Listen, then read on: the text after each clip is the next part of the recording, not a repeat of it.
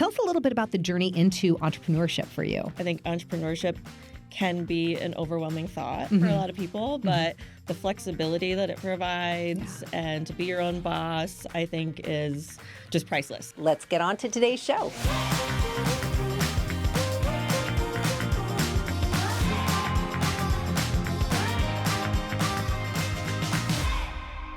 Well, welcome to the Leadership Lowdown. I am so excited because I'm sitting across from a dear friend, a client. I've been a client of yours for years, and more than anything, just an amazing human being. So welcome, Kendra Riley of Dawning PR. So happy you're here. Yeah, happy to be here. Thank you for having me. Absolutely, absolutely. And there's so much to dive into in all that you do, but first and foremost, you created Dawning PR. How long ago did that start, and what was your background in leading up to starting your own PR agency? Sure. So I've always been in PR for over 20 plus years now. I don't want to age myself here. But, I worked in small agencies, worked in large agencies, worked in house places. So I kind of got a feel for the entire industry from every aspect. Yeah. And as my husband and I were starting our family, I said, I really don't want to be in a 9-to-5. Yeah. I want to make my own schedule so I can be home with the kids and have that flexibility. So in 2013, I founded Dawning PR. More so, there was a need. I had people approaching me to help them with PR, and at the time, I was in-house somewhere, and I was just kept turning people away. And I was like, well, that's silly. Yeah, I could just start my own business. Just do it. And there we go. Wow. So that was 2013. Yes. Lot of growth in this past, 12 years. Yes. So tell us a little bit about the journey into entrepreneurship for you. I'm definitely scary. I mean, you kind of need to take the leap, right? I wish I would have done it sooner because it's been amazing ever since. And I always encourage other people to do it as well. Yeah. Like, I think entrepreneurship can be an overwhelming thought for a lot of people, but the flexibility that it provides and to be your own boss, I think is just priceless. Yeah.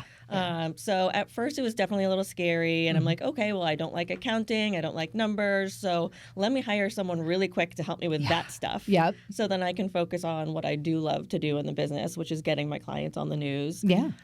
So it started off slow.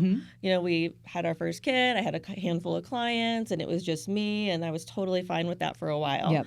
And then, life happens. And I was like, oh, I think I need a little bit of help here.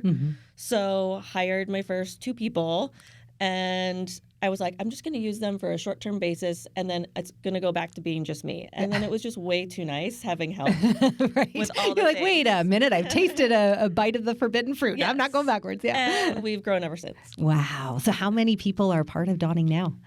7, maybe 8. We're 8, I think, now, actually. Fantastic. That's so fantastic. And you just acquired space. We were talking about that before we got on air. So office space and all that fun stuff. Yes. Yeah. We had office space earlier. Earlier in the Dawning PR time period. Yep. But then COVID happened, so like everyone else, we got rid of the office space. Yeah. Everyone went remote, which is so easy for our business. We can do it from anywhere as long as we have our laptop and our phone. Yeah. So that has worked great. And then I just had an opportunity fall in my lap for office space in Scottsdale, and it seemed like the right move. So here we are. So here you are. So tell us a little bit about your journey. So it's been, call it 12 plus years now, from your start when it was just you to what it is today. How have you seen the industry shift and change and grow, and what has that been like? Because a lot has changed in 13 years. For sure. So much has changed. Social media became a thing for businesses. Yeah. So when I was first starting out, social media pages for businesses didn't exist. Wow. Which is so crazy to think about. Only 12-ish years ago. It's crazy. Well, 20 years ago. Yeah. Oh, when you started out. Right. Not when you started the company. Got it. Yeah. So, we started helping clients figure out what to do with the business page, how they can reach their consumers this way. So, that was a big shift in the industry overall. Yeah. But as far as PR goes, it's only grown. Yeah. There was a little weirdness during COVID, of course, but it seemed like a lot of clientele we had needed our help more than ever because they were struggling and not getting consumers in the normal avenues that they're used to. Right. Especially places like restaurants that now have to do to-go. And, so there was definitely a reorganization of priorities and what's important and realizing, what marketing can do for a brand. Yeah. So ever since then, we've done nothing but grow. So I think that kind of speaks to the economy as well. Everyone's realizing the importance of the media and their business and how that complements everything else they're doing. Sure. Social media, e-newsletters, et cetera. All the different pieces. And so when you work with clients, are there certain niches that you really focus on, or can you really help most any business or size business? Yeah, I would say no matter a business's story, we can get it out. And that kind of speaks to like our clientele. It runs the gamut. Yeah. So we have, hotels, restaurants, luxury realtors, wineries, wine festivals, gyms. And then on the flip side, which is more service-based, we have pest elimination companies, we have a roofing company, we have a law firm, a financial advisory firm. So a little bit of everything. Yeah. Which is fun. And I'm sure. And you do full service too. So obviously the PR, getting people on the news and in the media is a huge component to what you do. Right. Yeah. That's our bread and butter. Yeah. So that's our, day in and day out, we're talking to reporters, whether it's TV, radio, print, online, podcasts like this one. Yeah. So booking our clients on all of those. But then it's, like I said, complementary to everything else you're doing. So all of these news pieces you can now put on social media and target exactly who you want to see them. Right. So that's what we help with our clients do as well. And then all these pieces can go in your e-newsletter, go on the website, increase your SEO. So there's a lot of different marketing avenues that kind of play together well in the sandbox, if you will. But it can only help, and it's always beneficial to do all of them at the same time rather than pick and choose if you're able to. Yeah, absolutely. And you help companies and your clients with that, finding out those strategies too, because I think that's a big piece, especially whether it's for small businesses or folks that are just they don't have their own in-house department to handle that, is, how do I do this? What's the strategy? Because you can't just sort of throw it out there. There needs to be strategy behind it. Exactly. Yeah. It probably won't succeed if you're just going to say, I'm going to try this and see what happens. Right. I mean, if it does, congrats to you. Yeah. Right. You got to be a little bit more methodical. But it's good to have a plan in place. And I know for a lot of small business owners that maybe are just starting out or they're just opening their restaurant, funds are small and they kind of have to figure out what plan will work for them to kind of ramp up a little bit. Yeah. So we do help small businesses and startups go through that process as well, and then we grow with them as they grow. Which is great. Is there certain things that you see, maybe, I don't know if it's industry-wise or just in general, that you feel like, gosh, if there's companies that are maybe younger or just starting out that you think are sort of the staples of, you've got to do X, Y, and Z, that would be helpful to some viewers or listeners? For sure. Yeah. I mean, I would say social media is an absolute must. You need one video a week because the algorithm for social media prioritizes video. Yep. So if you're just posting photos, you're not going to get the traction you could with video. So definitely do that at least 3 times a week. 3 times a week? For posts. Oh, for posts. Got it. Yeah. At least one video. E-newsletters once a month for sure. That's easy. Yep. PR, of course, is so nice, especially if you're just starting out. You need to announce that you're even here so people know you exist. Yeah. And then they can come, visit you on the other avenues as well. But I think those things are really important. Making sure your SEO is out there. You don't want to be the 10th page on Google. Right. So all those things are really important, I'd say, to start out. And there are easier ways to do it on a budget, too. Which is great, because I think oftentimes that probably, and I'm sure it's maybe some of the folks you've run into too, is like, I'd love to, but ... So you can really cater and work with really any size budget and like you said, grow with them, which is nice, because I think that can be a little overwhelming. Sure. Yeah. It can be intimidating. So we definitely work with all sizes of businesses. Our clients are all over the board. But again, it's like, okay, for the small business where their budget's limited, okay, maybe you do this in-house and we do this to complement what you're doing there. So at least we're getting multiple touch points for you from a marketing standpoint, and you're not just trying to do only PR or only e-newsletters or to be able to do like a mix. Yeah. And so for, obviously we have a lot of accredited businesses in the BBB that some are very large companies, some are smaller companies.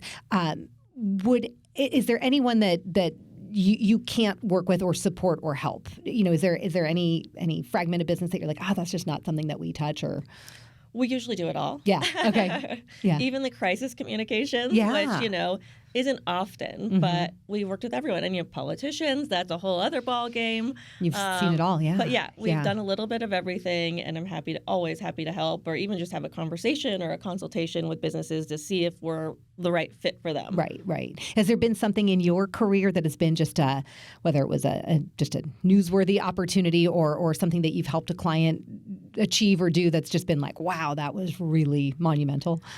I would say a great recent example is Burns Pest Elimination is a client of ours, and they gather other businesses to basically give back to the local community. Yeah. But these other businesses put in however much money they want towards Girl Scout cookies from a local Girl Scout. And then as a group, they get a huge moving truck with thousands of boxes of cookies on it and take it to St. Vincent de Paul to drop off for those in need who don't often get to buy Girl Scout cookies or have that little luxury. Yeah. So, we do that every year for them. Yeah. This past year, it was amazing. We got almost every TV station out to cover it. It went viral. It was across the nation. So cool. So something like that, think about that's a great way for any small business or any business for that matter to do a good deed, because you never know how far that can go. Yeah. Giving back, and then if there's a win in it for the business owner too. That's great. That's amazing. What do you say to companies or individuals that say, God, I just don't have a great story, or I don't know what I would share? Because I feel like that's perhaps some people's pushback. It's like, I don't know, what would I share on the news? Right. Yeah. Well, you never think of what you're doing as newsworthy, right? So that's why we're here. And that's why we do monthly and sometimes bi-monthly meetings with clients to pull those stories out of them. Because a lot of times they don't know. They're just in their day-to-day and they're not thinking about what's really cool to media. For example, we work with a pool builder, Dane Palmero from Overflow Pools, and we were doing a few things for him and had a whole timeline and a whole plan together. And then in one of our meetings, he was like, oh, by the way, I built the pool for the Jaguars and the Big Cats exhibit at the Phoenix Zoo. And I was like, wow, what? This is amazing. Right. And now we're getting him on the news and in newspapers and on TV to promote that, because it's such a cool story, but it was just part of his day-to-day. Right. And sometimes we just don't see what's right in front of us because it is our own little world. Right. Yeah. Interesting. So interesting. And, on a kind of a different note, tangential to that, you're talking about Girl Scouts, which made me think of your girls. I know that you've had, you're an amazing entrepreneur, amazing in the community and a lot of things that you do. And you've also gone through some pretty, for lack of a better words, intense, insane journey with some health things with your daughters. So I would love for you to share a little bit about taking a crazy life situation and how you've pivoted that into something that's been so important in terms of the work you've done. Yeah, absolutely. Tragedy to triumph story. Right, 100%. So for the listeners, 2 of our 3 daughters were diagnosed with a very rare disease called MLD. And this was at the height of the pandemic. One was already symptomatic. There's no cure or treatment for that. Our youngest at the time was a newborn and not yet symptomatic. And there was a life-changing treatment available to her, but only in Milan, Italy. So during the pandemic, we had to raise $500,000, move our entire family to Italy in a month's time to get her this treatment before it was too late. So she became the 32nd child in the world to get this gene therapy treatment for MLD. She is now a normal 5-year-old, no symptoms. She's doing dance, she's swimming, she's singing, she's going to school, anything a normal child would do. Whereas our other daughter, who was symptomatic and couldn't get the treatment, is now 7 and in hospice. So seeing that and having that bittersweet, I guess, tragedy triumph story as part of our life, we had to kind of think of, first of all, how are we going to get to Italy? Thankfully, I own a PR firm. Right. And my team and my colleagues in the industry really rallied around us. So our story was everywhere from local news to People magazine. And I think that really helped propel our success in getting to Italy. And then when we got back to the States, I thought, I know there's other families like ours. What can we do to help and make a difference so no other family goes through this again? Fast forward to today, we've testified with the FDA, got this treatment FDA approved. It's now available here in the U.S., so families don't have to travel out of the country to get it. We passed Right to Try 2.0 in Arizona and now 10 other states across the country. Got goosebumps. Which essentially lets any patient with a rare disease have access to a treatment like the one Kira got in Italy here right at home. So anyone in Arizona with a rare disease, if they find a treatment out of the country that might work for them, and there's a doctor in a hospital here willing and able to do it, they can get it. Wow. So really important. Now that it's FDA approved, we also need newborn screening. So the girls and I just went to Washington, D.C. to speak with lawmakers to talk about newborn screening and how important it is, because this disease is fatal, but it's now absolutely preventable. Wow. So we're hoping we can make a splash and get that done this year. Yeah, and it's so funny just, being on the periphery of your journey, knowing you long before any of that happened, and to what you've done and accomplished is so unbelievable, truly. And I hope that I'm like just such a proud friend. What you've accomplished, and I hope you realize how much of an impact and difference you've made in so many lives that you'll never even necessarily know, but through the work that you're doing, what a huge gift. So thank you for all the families whose lives you're touching through the hard work. I mean, that's phenomenal. I wouldn't wish this on anyone, but I'm absolutely thrilled that our story has been able to help other people. Absolutely. So. And the irony is not lost on me that, you do PR, and here it is that you can share this through the means that you have a company. It's just all mind-boggling to me. But congratulations on all the huge success you've had on that too. As part of the Leadership Lowdown, I love to ask a series of sort of fun questions. They originated from a French talk show, so want to just allow listeners to get to know you in a fun, different way. Okay. So first and foremost, what is your favorite word? Favorite word? Mm-hmm. That's a hard one. Okay. I write for a living. I know. You've got lots. You're like, I got lots of words. I got lots of favorites. I'm going to say hope. Oh, I like that. Based on the story I just told. Yes. And literally everything. It can apply to anything. Yeah. Personal or professional, I think, can never lose hold of hope. Yes. Wasn't that on a T-shirt and tank top we were wearing? That's true. Yes. It was part of the fundraiser that my friends did. I remember our family. that Yes. very, very well. Is there, what word don't you like, or is there a least favorite word? Oh. Hate. Yeah. I think that's just not a good word. Yeah. It's an ugly one. Ugly one. Meaning and sound and everything. Right. Absolutely. So for you, what turns you on, whether it's creatively, emotionally, spiritually? What just lights you up? I love travel. Mm-hmm. So even though we were in Italy during the pandemic, it was still amazing to be in another country and see another culture and eat other foods. So I still absolutely love that. Whenever we can travel, we do. Yep. So that's something I'm really passionate about, and it kind of spurs my creativity after a nice vacation or a getaway. Oh, 100%. Yeah, you just feel recharged. Are your girls getting the travel bug at a young age now? Or? They are. So we have to go back to Italy for checkups every other year. So now that the pandemic has passed, when we go back, we do a little side trip because the checkup for Kira is usually a week in the hospital. So we like to have a little bit of fun for her when that's all said and done. So we went to Paris 1 year. We went to London the year after that. Now Kira wants to move to London and never come back when she's a grown-up. Oh, my gosh. You're like, maybe we planted this seed too young. Now she wants to be here. Okay, maybe we'll buy a home in London. Okay. Yeah. Like, there's a good goal.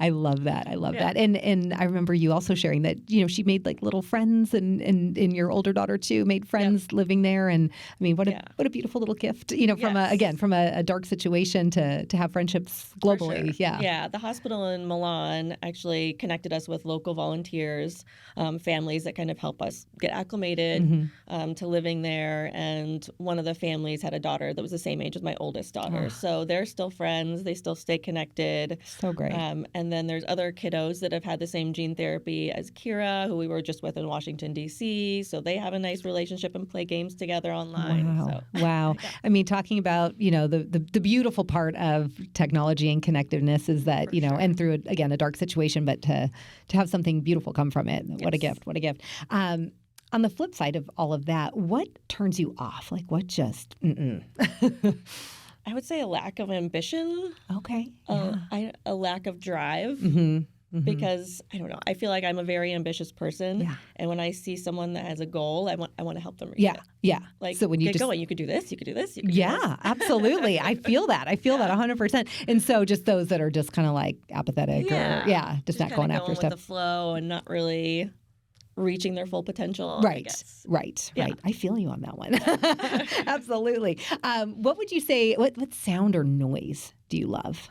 Love? Yeah. Is there a sound or noise? You were going to say don't like. Well, that's coming. Like, that one's coming next. So, be prepared. The ocean. Oh, love that. Yeah. I could listen to the ocean. Yeah. Did you grow up around the ocean? No. Okay. Small town Indiana. Indiana. That's right. For some reason, I was thinking California, and then I'm like, that's not right. So just being by the water. And, Are you one of those that gets inspired and creative around water? I think so. Okay. I think it's just, like you said, a recharge.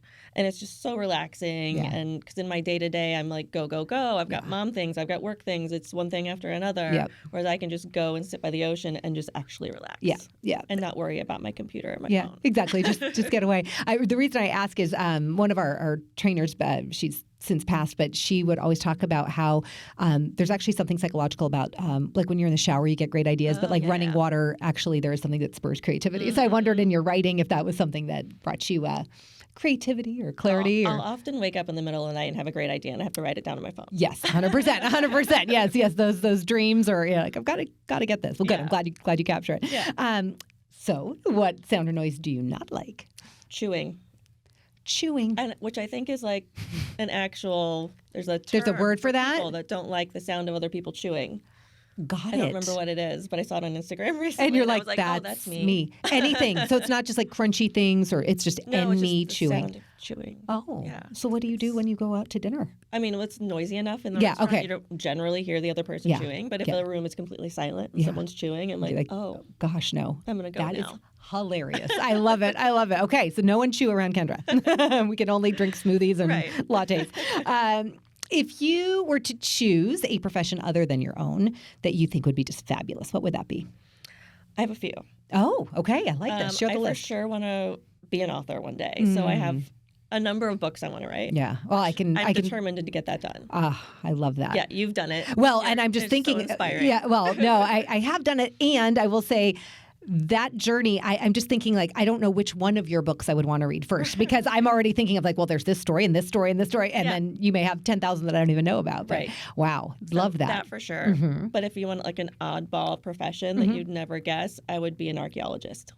Love that. I find that fascinating. Yeah. I actually follow like archaeology pages on Facebook and Instagram. Interesting. To learn all these new things that are happening. Got like Indiana Jones over here. I love it. That's awesome. Okay. Is there a profession that you're like, absolutely no, could never do that? Teacher. No. Oh, really? Why is that? I get a little too frustrated with if I explain something the first time and someone doesn't get it, like, when you're working with your kids on homework, you're like, will you do it this way? And if I'm like, okay.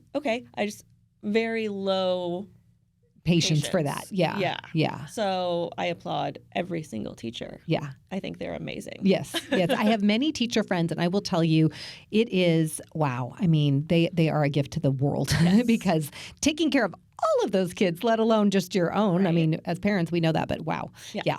I'm with you on that. That's a tough one. Yeah.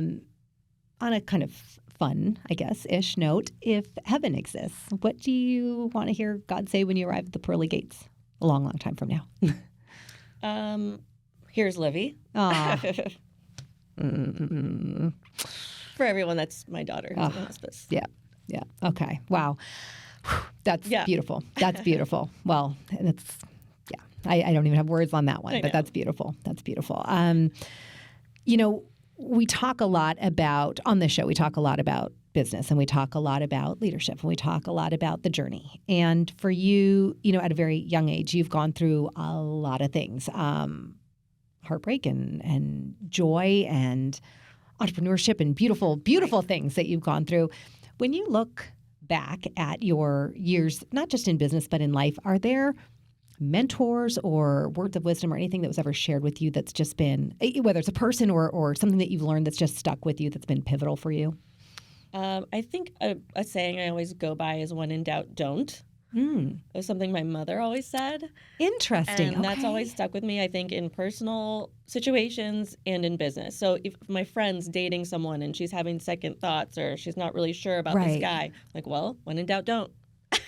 I actually really love that, and I've never heard that. Thank you to your mom. Yeah. That's really, really cool. Or if I'm shopping and I'm like do I love sure it? about Do I this not love outfit it? or not, like, okay, don't, because there's like a little bit of doubt there. Have you applied that in your business?